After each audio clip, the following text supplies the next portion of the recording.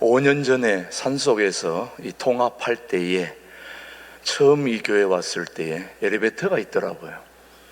그래서 산속에 있을 때는 엘리베이터가 없었는데 교회 안에 엘리베이터를 타고 왔다 갔다 하니까 교회 온 게 아니고 양주시청에 왔나 하는 그런 기분이 들기도 했습니다. 여러 나라들을 상대로 엘리베이터 성능 시험을 했는데, 먼저 미국 나라를 상대로 엘리베이터 시험을 해봤는데 어떻게 했냐면은 몸무게가 비슷한 사람 10명을 태우고 30초간 얼마나 올라가는지 그 성능 테스트를 했는데, 미국 사람들을 상대로 30초간 실제했는데 50층까지 올라갔습니다. 많이 올라간 거죠. 그 다음에 한국에서 만든 엘리베이터에는 또 역시 30초간 10명을 태우고 했는데 30초 만에 80층을 올라갔습니다. 많이 올라갔죠, 여러분요. 그 다음에 중국을 상대로 30초간 했는데 이 엘리베이터에 10명을 태우고 30초간 몇 층을 올라갔을까요? 30층을 올라가다가 추락했습니다. 근데 30층을 올라가다 추락했는데 중국 사람들이 엄청나게 거세게 항의를 하면서 자기들이 1등 했다고 그렇게 항의를 했습니다. 그 왜 1등 했냐 물었더니 자기들은 30초 만에 하늘나라까지 올려보냈다는 거예요. 다 죽었거든요. 재밌는 조커이긴 하지만은 참 웃음을 주는 교훈이 있는 조커입니다. 예수님의 제자들에게도 능력이 필요하다는 걸 우리 주님은 알고 계셨습니다. 그래서 제자들에게 능력이 필요하다는 걸 얘기를 했는데, 그 능력은 마귀를 이기는 능력도 아니고 육신의 능력도 아니고, 그 능력은 초자연적인 능력이어야 되는 건데, 그 능력은 노력하거나 수고해서 얻어지는 능력이 아니라 위로부터, 하늘로부터 임하는 그런 능력이어야 된다. 그런데 그 능력은 어떻게 오는지 오늘 누가복음 24장 49절 본문 말씀을 한번 보겠습니다. 시작. 볼지어다 내가 내 아버지께서 약속하신 것을 너희에게 보내리니 너희는 위로부터 능력으로 입혀질 때까지 이 성에 머물라 하시니라. 예수님의 제자들에게 필요한 능력을 우리 주님은 아셨는데, 그 능력은 자기들이 노력하거나 수고해서 얻은 능력은 사람들을 변화시키거나 세상을 뒤집는 것이 아니라는 거예요. 그것을 할 수 있는 능력은 오직 위로부터 오는 능력이다라고 말씀하시면서 오늘 본문을 통해서 하늘로부터 오는 그 능력이야말로 이 세상을 새롭게 할 수 있다고 말씀하고 계십니다. 우리가 인생을 사는 동안 모두에게 짐이 있습니다. 오늘 여러분들도 여기 와 앉아 계시지만 지금 지고 있는 짐들이 많지요. 그런 인생의 무거운 짐들을 가지고 있는데, 그 짐들이 어떤 짐이냐 하는 게 중요한 게 아니라 그 짐을 지고 갈 능력이 없다는 데 문제가 있는 것입니다. 그렇지, 여러분. 우리가 전쟁에서 승리하기 위해서는 뭐가 필요할까요? 힘이 필요합니다. 힘. 우리가 싸워야 할 전쟁은 영적 전쟁이거든요. 눈에 보이는 전쟁은 무기가 필요하고, 또 지금 미국에서는 트럼프 대통령 생일을 맞이해서 육군, 공군 뭐 다 열병식을 하고 있던데, 이 세계에서 제일 강한 나라가 미국인데 미국은 무기가 많아요. 제가 미국에 여러 번 다녀봤습니다만은 정말 무기가 많더라고요. 다른 나라에서는 몇 대 안 되는 그런 비행기를 미국에서는 막 광야에 막 쌓아놓고 있을 정도입니다. 얼마나 많은지. 그런 나라에 대항할 수 있는 나라가 어디에 있겠습니까? 이 세상의 전쟁은 눈에 보이는 무기나 눈에 보이는 그런 장비들로 전쟁의 판가름을 할 수 있겠지만, 영적 전쟁은 그렇지가 않습니다. 그런 눈에 보이는 무기가 아니고 우리의 전쟁은 공중 권세 잡은 어둠의 세력과의 전쟁입니다. 그 전쟁에서 이길 수 있는 방법은 오직 하나, 위로부터 임하는 성령의 능력이어야 된다는 말씀입니다. 그래서 오늘 우리에게 필요한 능력, 성령의 능력이 필요합니다. 그 능력을 오늘 우리 모두가 받아야 될 줄로 믿습니다. 그렇다면 그 성령의 능력은 어떻게 주시는가? 또 어떤 것이어야 하는가? 그것을 오늘 세 가지로 살피겠습니다. 첫 번째, 오늘 우리에게 주시는 성령의 능력은 바로 뛰어넘는 능력이라는 것입니다. 무슨 능력이라고요? 뛰어넘는 능력.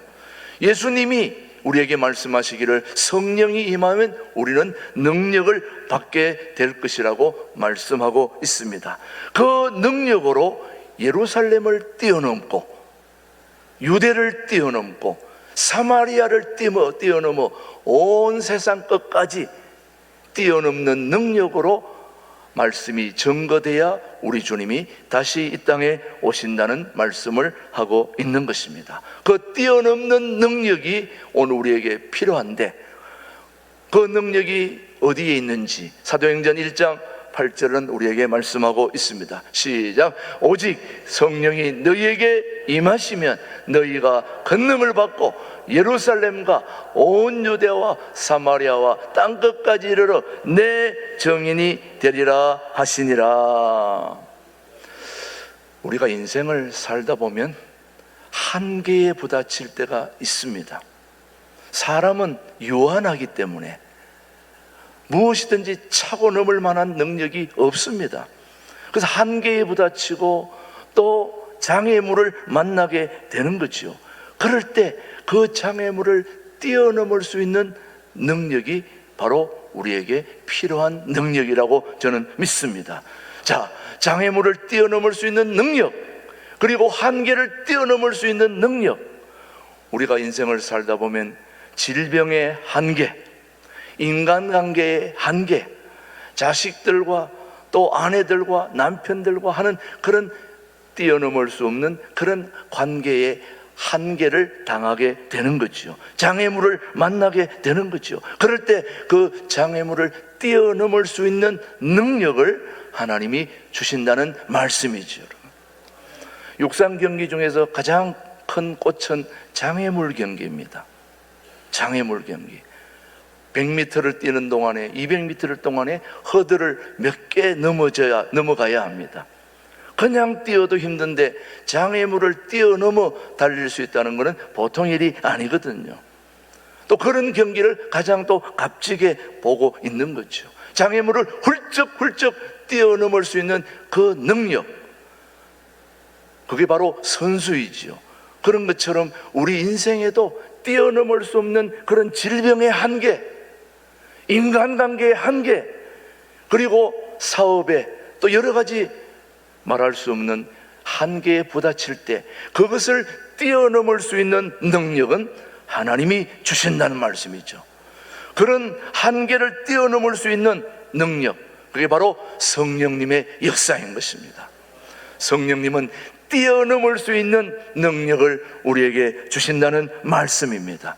저는 우리 신광두레교회가 뛰어넘어야 할 그런 장애물들이 얼마나 많습니까? 그 장애물들을 뛰어넘을 수 있는 능력을 성령님이 여러분에게 허락하시게 되기를 축복합니다. 두 번째, 성령 하나님이 우리에게 주시는 능력은 새로운 차원으로 들어가는 능력입니다. 무슨 차원요?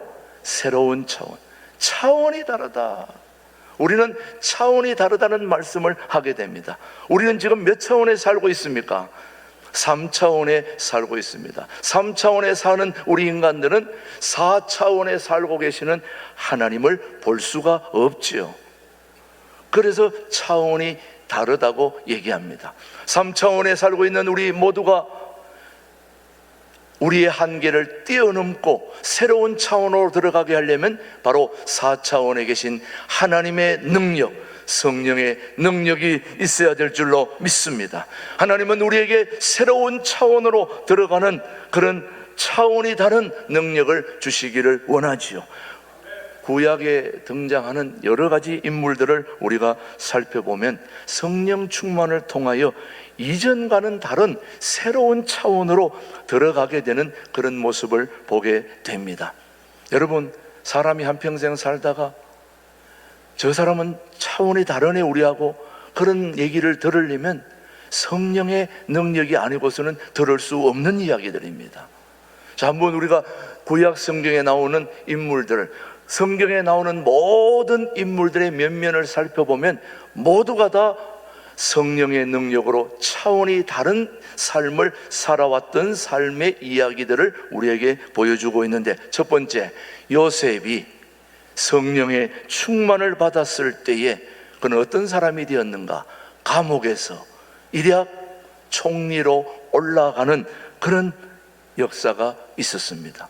어떻게 제수가 한 나라의 총리로 갈 수 있었겠습니까? 그리고 만국 백성의 생명을 구원하는 그런 소중한 역할을 어떻게 할 수 있었습니까?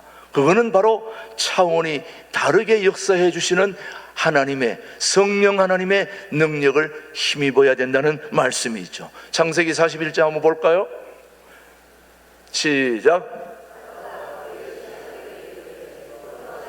하나님의 영에 감동된 사람을 우리가 어찌 찾을 수 있으리요 하고 요셉에게 이르되, 하나님이 이 모든 것을 내게 보이셨으니 너와 같이 명철하고 지혜 있는 자가 없도다. 감옥에서 일약 국무총리로 차원이 다른 삶으로 뛰어넘고 올라갈 수 있는 그 능력은 성령 하나님에 감동되지 않고는, 성령 하나님의 도와주지 않고는 그런 일이 있을 수 없다는 말씀이죠. 저는 우리 신광두리교회 교우들도 그런 하나님의, 성령 하나님의 도우심으로 차원이 다른 삶을 살게 되기를 축복합니다. 모세가 호렙산 떨기나무 불꽃 가운데서 성령 충만을 받았을 때에 그는 새로운 차원의 삶을 살게 되었는데, 여러분 아시다시피 모세는 장인 이드로의 양을 치는 하나의 목동에서 일약 민족을 구원하는 지도자로 올라가게 됩니다. 어떻게 그런 삶을 살 수 있었습니까? 차원이 다른 성령 하나님의 도우심이었습니다. 여호수아가 성령의 충만을 받았을 때에 여호수아는 모세의 시종이었습니다. 평생 동안 모세의 시종으로 살아갈 그런 운명이 성령 하나님의 도우심으로 충만을 받아 성령 충만을 받았을 때에 그는 모세의 시종에서 가나안 땅을 정복하는 지도자의 길에 들어서게 됩니다. 인생의 새로운 차원으로 들어갈 수 있었던 비결, 신명기 34장 9절입니다. 시작. 모세가 눈의 아들 여호수아에게 안수하였으므로 그에게 지혜의 영이 충만하니 이스라엘 자손이 여호와께서 모세에게 명령하신 대로 여호수아의 말을 순종하였더라. 봤죠? 여호수아가 무슨 영이 충만했습니까? 지혜의 영이 충만했다. 성령 하나님이 도와주시고 성령의 충만을 받았더니 여호수아가 모세의 시종에서 지도자의 길로 들어서는 그런 역사가 일어나게 된다는 거죠. 오늘 우리 신광두르게 모든 교우들도 성령 충만을 받으면 새로운 차원의 삶을 살게 될 줄로 믿습니다. 별로 안 믿으시는 분이 몇 명 보이는데 성령 충만을 받으시면 달라지는 겁니다, 여러분.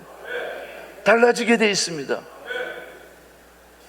저도 경북 상주 시골 상주에서 태어나서 소 한 마리 풀 뜯어 먹이고 그렇게 살다가 인생을 마감해야 됐을 제가 지금 성령의 충만함으로 제가 여기까지 오게 된 거 아닙니까, 여러분? 제가 풀 뜯어 먹일 때, 물 건널 때 소를 타고 건넜습니다.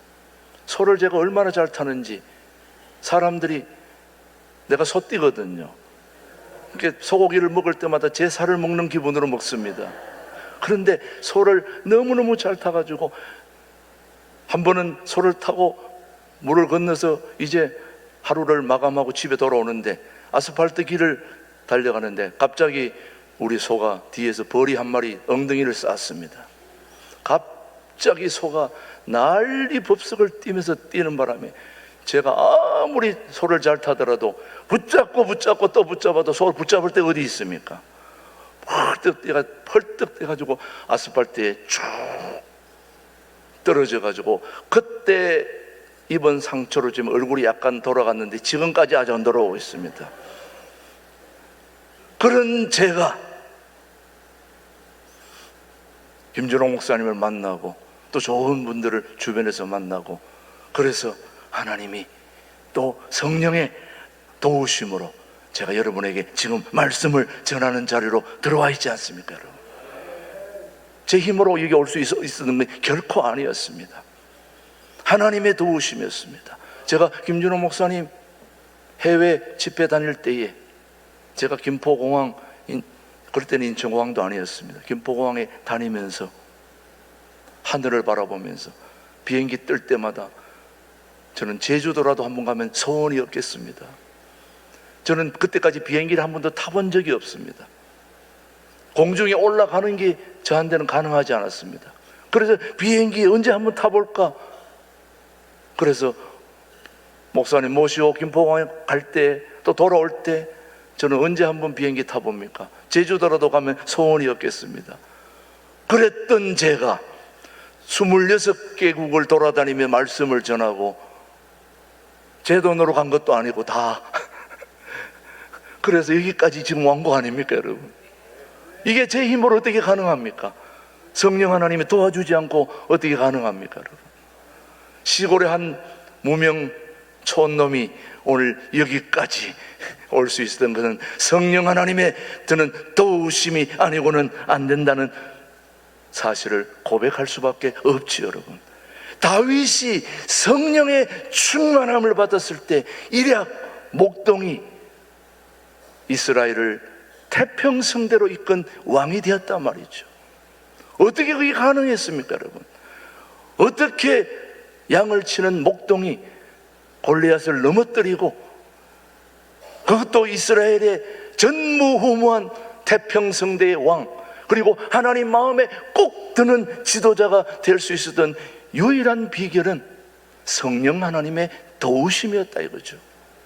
그렇지 않고는 이해될 수가 없는 거죠. 사무엘상 16장 13절 한번 보겠습니다. 시작. 사무엘이 기름 뿔병을 가져다가 그의 형제 중에서 그에게 부었더니 이날 이후로 다윗이 여호와의 영에게 크게 감동되니라. 사무엘이 떠나서 라마로 가니라.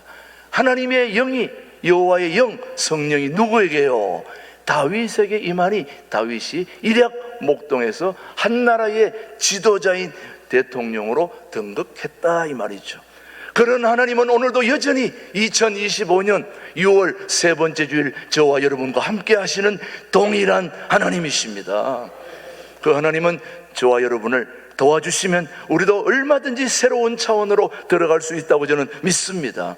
엘리야가 성령 충만을 받았을 때 그는 기적의 사람이 됩니다. 엘리야가 일으켰던 기적보다 2배나 많은 기적을 일으켰죠. 그렇게 할 수 있었던 것은 그의 스승 엘리야에게 갑절의 영감을 구한 까닭입니다. 열왕기상 22장 9절로 10절 한번 볼까요? 시작. 건너매 엘리야가 엘리사에게 이르되 나를 너기에서 데려감을 당하기 전에 내가 네게 어떻게 할지를 구하라. 엘리사가 이르되 당신의 성령이 하시는 역사가 갑절이나 내게 있게 하소서 하는지라. 성령의 갑절의 영감이 우리에게 임하면 우리는 어떤 차원으로 갈지 감히 짐작을 할 수가 없다는 거죠, 여러분. 저는 우리 신광들에게 모든 교우들이 갑절의 영감으로 이 세상을 뒤집고 새롭게 할 수 있는 그런 차원의 삶으로 들어가게 되기를 축복합니다. 안 될 것도 없죠. 성령님이 도와주시면 가능하지 않겠습니까, 여러분? 사도행전에 나오는 제자들의 삶을 보십시오. 성령 충만을 받기 전과 받은 후의 삶에는 엄청난 차이가 있다는 걸 우리가 보게 됩니다, 여러분. 우리 신광들에게 성령 충만을 받아야 할 이유는 간단합니다. 통일한 국을 준비해야 되기 때문에, 그리고 그들을 주님 앞으로 인도해야 되기 때문에, 그리고 유라시아를 넘어서 온 세상 사람들에게 말씀을 전해야 할 필요를 우리는 가지고 있기 때문에 성령 충만을 받아야 될 줄로 믿습니다. 우리의 힘 가지고는 결코 한 단계 더 뛰어넘을 수도 없고 다른 차원의 삶을 살 수도 없는 이유는 성령님이 도와주지 아니하시면, 성령님이 이끌어주지 않으시면, 위로부터 임하는 성령의 충만이 없고서야 우리는 결코 다른 차원의 삶을 살 수가 없다는 거지, 여러분. 저는 여러분, 그런 차원의 삶을 살 수 있는 비결, 성령 하나님이 도와주셔야 될 줄로 믿습니다. 여러분, 세 번째, 성령님은 예수님의 증인이 되게 하는 능력을 주신다는 거죠.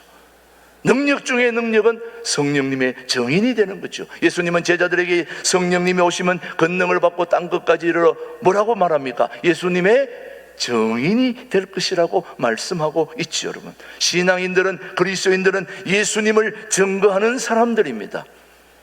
저와 여러분도 바로 예수님을 증거해야 될 증인의 삶을 살아야 된다고 저는 믿습니다. 예수님의 십자가를 증거하는 사람, 예수님의 이름으로 예수님의 권세를 가지고 예수님을 증거하는 사람, 그런데 그것은 성령의 능력을 받기 전까지는 결코 할 수가 없는 일입니다. 예수님을 잘 증거하지 못합니다. 제자들도 성령 충만을 받기 전까지는 예수님을 잘 증거하지 못했어요. 하지만 성령 충만을 받은 후에 담대히 예수님을 증거했습니다. 왜냐? 성령님은 예수님을 증거하는 영이기 때문입니다. 성령님은 예수님을 증거하는 영입니다. 오늘도 유치부, 아동부, 중고등부, 청년부, 우리 교육사, 또 교육자, 또 교사들은 명심해야 됩니다.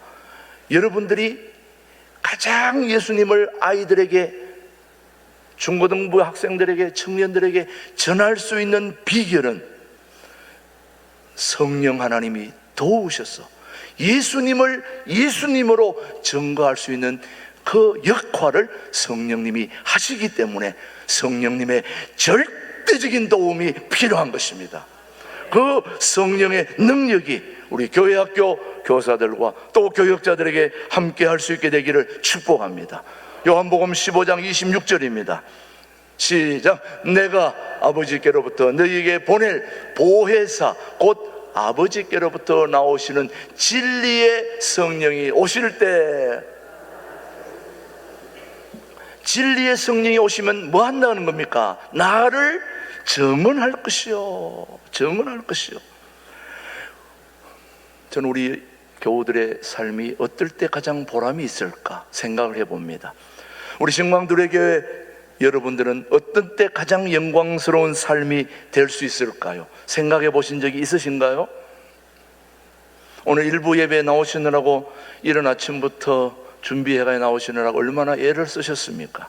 11시 예배는 뭐 넉넉하니까 그렇게 애 안 써도 다 나오실 분들인데, 오전 9시 예배는 자기의 노력과 또 수고와 애씀이 없이는 결코 나올 수 없는 시간이 9시라는 걸 제가 알고 있기 때문에 9시 예배 나온 분들은 정말 선물 하나씩 꼭 드리고 싶어요. 가능하면 자동차 한 대씩 막 이렇게 주고 싶은 마음이 간절합니다만은, 왜냐? 일부 예배 나오는 거 참 힘들거든요. 그런데 오늘 저와 여러분이 멋진 인생을 살 수 있는 그런 때가 언제일까, 여러분?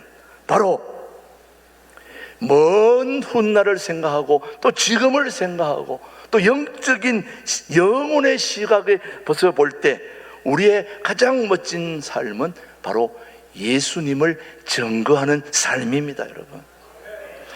예수님을 증거함으로 사람들에게 영생을 얻도록 도와주는 것보다 더 좋은 일이 어디에 있을까요, 여러분? 천국에 가도록 도와주는 그 삶이야말로 최고의 삶이 아니겠습니까, 여러분? 죄에서 구원받도록 도와주는 그 삶이야말로 저는 최고라고 생각합니다. 그런 삶을 우리가 살아야 되지 않겠습니까? 정말 믿음이 좋은 사람들은 다 그런 삶을 살아온 사람들입니다. 저는 우리 신광두레교회가 이렇게 좋은 교회를 하나님께서 세워주신 이유는 단 한 가지라고 생각합니다. 이 땅에 수많은 사람들을 예수님을 알 수 있도록 도와주는 것, 천국 가도록 도와주는 것, 죄를 해결할 수 있는 방법을 도와주는 것, 이것이 우리의 사명이라고 믿습니다. 그러려면 저와 여러분들이 잘 되어야 됩니다. 성령의 도우심으로 여러분의 개인적인 삶이 복되고 사업이 잘 되고 하나님이 도와주심으로 잘 돼야 되는 겁니다. 그래서 우리 대한민국에서 가장 교회다운 교회로 우뚝 서야 그 역할을 감당하게 될 줄로 믿습니다. 그런 교회를 위해서 하나님께서 오늘도 우리에게 뛰어넘는 은혜와 능력을 주시고 차원이 다른 삶으로 우리를 이끌어 주시고 또 예수님을 증거하는, 예수님을 알 수 있도록 도와주는 그런 일에 우리 신광두레교 교우들이 눈꼽만큼이라도 쓰임받을 수 있다면 우리는 감사하지 않겠습니까? 그런 삶을 살게 되기를 주님의 이름으로 축복합니다. 하나님 아버지 감사합니다. 우리 신광두레교는 모일 때마다 성령 충만을 기도하게 하시고 성령을 사모하고 기다리는 우리들에게 성령 충만을 허락하시사 뛰어넘는 능력과 새로운 차원으로 들어가는 능력을 주시옵소서. 그 능력으로 예수님을 증거하는 그런 멋진 삶을 살아가는 우리 신광두레교회 모든 교우들에게 주여 인도하여 주시옵기를 예수님의 이름으로 기도드립니다. 아멘.